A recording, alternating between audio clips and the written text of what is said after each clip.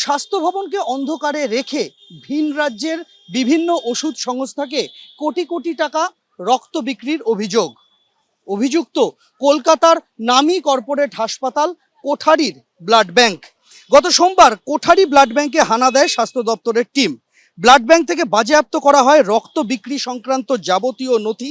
স্বাস্থ্য দপ্তর সূত্রে খবর, জানুয়ারি থেকে জুলাই 7 মাসে বিভিন্ন রক্তদান শিবির থেকে 42,367 ইউনিট ব্লাড কালেকশন করেছে কোঠারির ব্লাড ব্যাংক, যা তার নিজস্ব হাসপাতালের চাহিদার থেকে অনেক গুণ বেশি।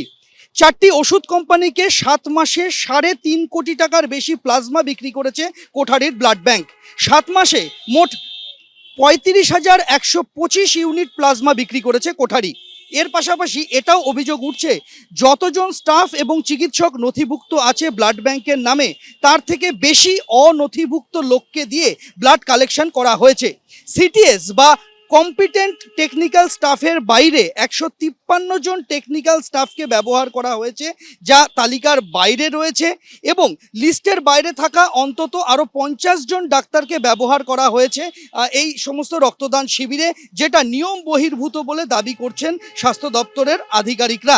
এক দিন 12 থেকে 15টা পর্যন্ত ক্যাম্প করেছেন তারা, এমনটাই অভিমত স্বাস্থ্য দপ্তরের স্টেট ব্লাড ট্রান্সফিউশন কাউন্সিলের। কলকাতা শহর থেকে 200 কিলোমিটার দূরেও ক্যাম্প করা হয়েছে, যেখান থেকে 6 ঘন্টার মধ্যে রক্ত এনে ব্লাড কম্পোনেন্ট সেপারেশন এক প্রকার অসম্ভব বলে মনে করছেন বিশেষজ্ঞরা। এই 42,367 ইউনিট ব্লাড কাকে কাকে দেওয়া হয়েছে, সব রিকুইজিশনের রেকর্ড চেয়ে পাঠানো হয়েছে স্বাস্থ্য ভবনের তরফে। সেই সমস্ত নথি যাচাই করা হচ্ছে।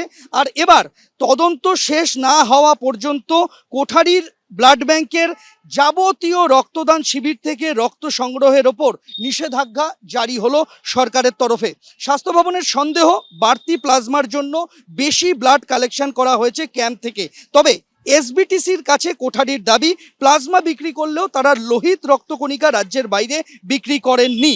স্বাস্থ্য ভবনের এই পদক্ষেপ সম্পর্কে কোনো মন্তব্য করতে চাননি কোঠারি ব্লাড ব্যাংক কর্তৃপক্ষ।